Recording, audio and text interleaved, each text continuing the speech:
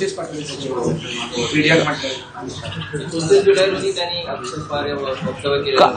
वक्तव्य म्हणजे का असतं? मलाही नोटीस आली आहे, माहिती आहे का तुम्हाला? महाराष्ट्राच्या एका सातारच्या मंत्र्याला मी येड झावा म्हटलं म्हणून मलाही काल नोटीस आली. हो, काय तिचं नाव? गोरे. उत्तर देईन मी त्यांना. ते का अनपार्लमेंटरी शब्द आहेत का? इडियट. इडियट नावाचा सिनेमा आला होता, माहिती आहे ना? आणि त्याला पुरस्कार मिळाला राष्ट्रीय इडियटला. इडियट सिनेमाला किती पुरस्कार मिळाले? जर इडियट हा जर अनपार्लमेंटरी शब्द असेल तर मग सेन्सॉर बोर्डानं त्या इडियटवर बंदी घातली पाहिजे. इडियट म्हणजे अर्धवट मूर्ख म्हणा फार तर. आता मूर्ख म्हणणं हे का अनपार्लमेंटरी नाही ना? शब्द आहेत. मूर्खाच्या नंदनवनात फिरतो का तू? तू मूर्ख आहेस का? आता जे मूर्ख आहेत त्यांच्या हृदयात ते लागतं. राहुल गांधीला जर नोटीस आली असेल अंधभक्त आणि मूर्ख म्हटल्याबद्दल, इडियट म्हटल्याबद्दल, हा सरकारचा मूर्खपणा आहे. पार्लमेंटचा म्हणणार नाही, पण जे सरकारच्या ताब्यात हे पार्लमेंट आहे हा त्यांचा मूर्खपणा आहे. तुम्ही संसदेमध्ये येत नाहीत, गृहमंत्री प्रश्नांना उत्तरं देत नाहीत, पळून जाता. देशाचा गृहमंत्री जेव्हा पळून जातो तेव्हा त्याला काय म्हणायचं? त्याला काय शौर्यचक्र द्यायचं का परमवीर चक्र द्यायचं? राहुल गांधी बरोबर बोलले, आम्ही तेच म्हणतोय. चुकीचं काय आहे? देतील ते उत्तर. वंदे मातरम म्हणून सोनिया गांधींवर फडणवीसांनी टीका केली. कशाला? अर्धवट वंदे मातरम म्हटलं बौद्धिक नक्षलवाद आहे आपण. हे कोण म्हणतंय बघा. ही बौद्धिक कोण घेतं? RSS मध्ये घेतली जाते. कारण यांची बुद्धी कमी आहे सगळ्यांची, म्हणून त्यांना कायम बौद्धिक शिबिरं घ्यावी लागतात. कोणीही अर्धवट वंदे मातरम म्हणत नाही. आज मी सामनामध्ये लिहिलंय त्याविषयी. वंदे मातरमची 6 कडवी आहेत. किती? 6. प्रधानमंत्र्यांनी टेलिप्रॉम्प्टर शिवाय ती 6 कडवी म्हणून दाखवावी. मी तर म्हणेन 2 कडवी म्हणून दाखवावी प्रधानमंत्र्यांनी.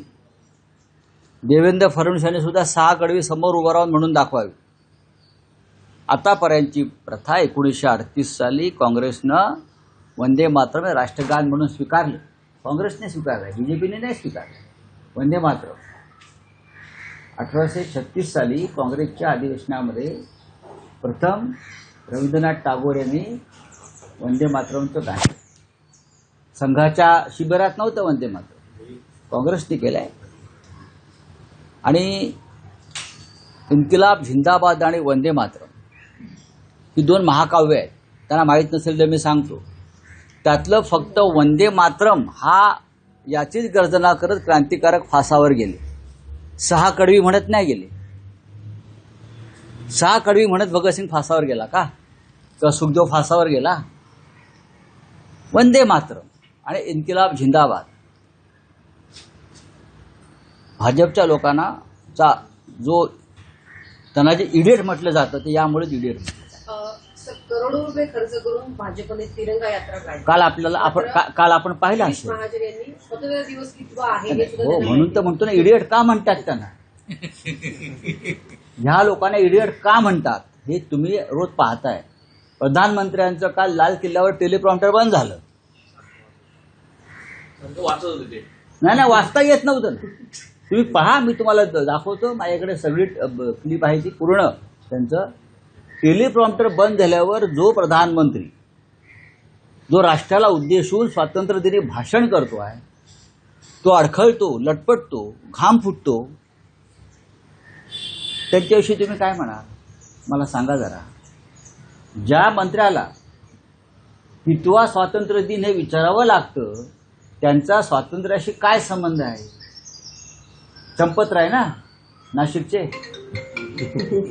काय जरा चंपतरायच आहेत ते. पालकमंत्री म्हणून उल्लेख केलाय त्यांचा सिंहस्थ कुंभमेळ्याच्या पुस्तिकेमध्ये. कोणाच्या? सिंहस्थ कुंभमेळ्याचं जे पुस्तिका ते कुंभमेळा मंत्री म्हणून त्यांची नियुक्ती केलेली आहे. सगळे इडियट लोक एकत्र आणून सरकार चालवलं जातं. महाराष्ट्रात आणि देशात सुद्धा प्रत्येक इडियट शोधून शोधून इडियट काढतात ते, आणि मग त्याला कॅबिनेट मंत्री, राज्यमंत्री, हा सगळं इडियट कॅबिनेट आहे. घ्या माझ्यावरती तक्रार आणि घ्या माझ्यावरती एफआयआर.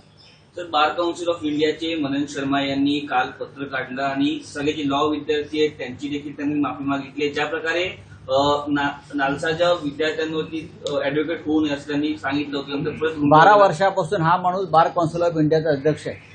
निवडणूक नाही, काही नाही, काही नाही. माहिती आहे का तुम्हाला?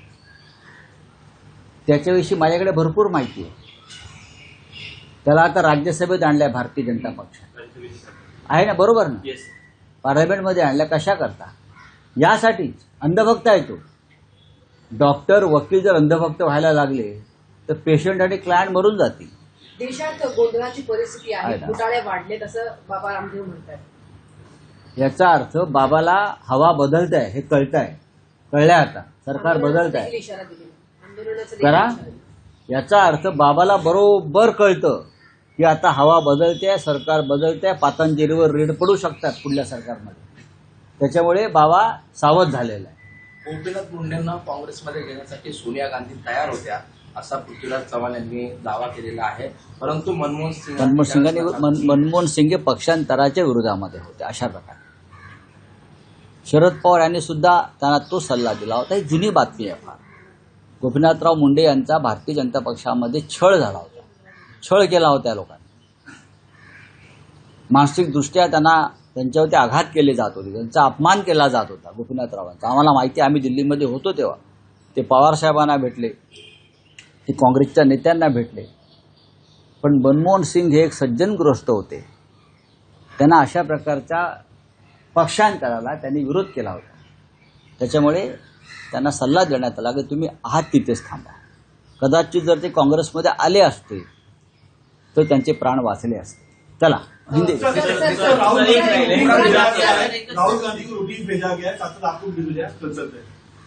क्यों भेजा है नोटिस आपको मालूम है?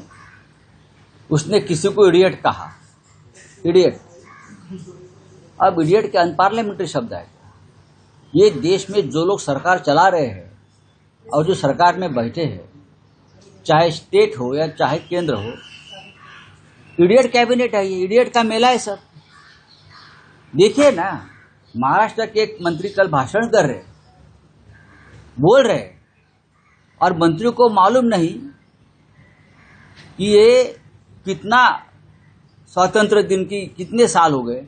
वो पीछे किसी को पूछ रहे, हमारे मेयर्स को नासिक के पूछ रहे कितना है ये स्वतंत्रता दिन. वो बोल रहे हमारे गृह मंत्री जिसने जंतर मंतर पर छोटे बच्चों पर पैलेट गन चलाई, टीयर गैस छोड़ा, पीले वाली लाठियां से उनको जख्मी किया, मारा, वो अगर पार्लियामेंट में जवाब देने को नहीं आते, 15 दिन भाग जाते हैं, तो आप उनको क्या कहेंगे? आप मुझे बताइए, क्या बोलना चाहिए? इडियट ही है ना सब.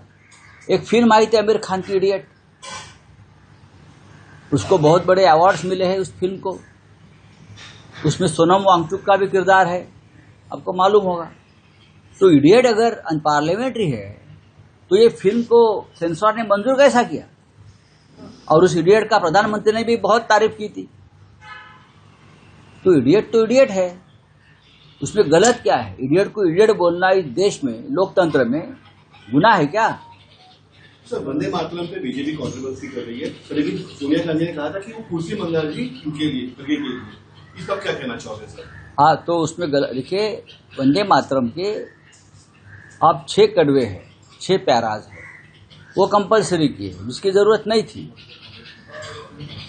वंदे मातरम, सुजलाम सुफलाम मलयज शीतलाम, और आगे की 4 लाइन जो है बहुत इंपॉर्टेंट है. अब उसने जो कानून बनाया है वो कानून है 6 के 6 आपको गाना पड़ेगा. लेकिन जब ये कानून पार्लियामेंट में पास हो रहा था तो देश के गृह मंत्री नहीं थे और प्रधानमंत्री भी नहीं. तो यही सबसे बड़ा अपमान है. वंदे मातरम का अपमान करने वाले के खिलाफ सख्त कानून एक बन रहा था, और उस वक्त देश के गृह मंत्री और देश के प्रधानमंत्री सदन में उपस्थित नहीं थे. तो ये क्या है? भगत सिंह फांसी पर चला गया, वो पूरा वंदे मातरम नहीं गा रहा था, सिर्फ वंदे मातरम की गर्जना कर रहा था। जो भी हमारे क्रांतिकारक फांसी पर गए या स्वतंत्रता संग्राम में जेल में गए, वो सिर्फ वंदे मातरम और इनकिलाब जिंदाबाद, ये दो ही शब्दों का इस्तेमाल करते थे और लोगों में चेतना निर्माण करते थे। उमरामध्ये वातावरण चिघळण्याची शक्यता आहे. 90% भ्रष्टाचार हो रहा है। कहाँ? रामदेव ने 90% भ्रष्टाचार हो रहा है। रामदेव बाबा को अब पता चल गया है देश की हवा बदल रही है। उसका अर्थ ये है कि देश की हवा बदल रही है, मोदी और शाह जा रहे हैं, तो रामदेव बाबा जी ने अपनी निष्ठा का जो ये है दिशा है वो बदल दी। अब वो उनको पता चल शाह और मोदी जा रहे हैं, ये बाबा जी ने स्पष्ट कर दिया है।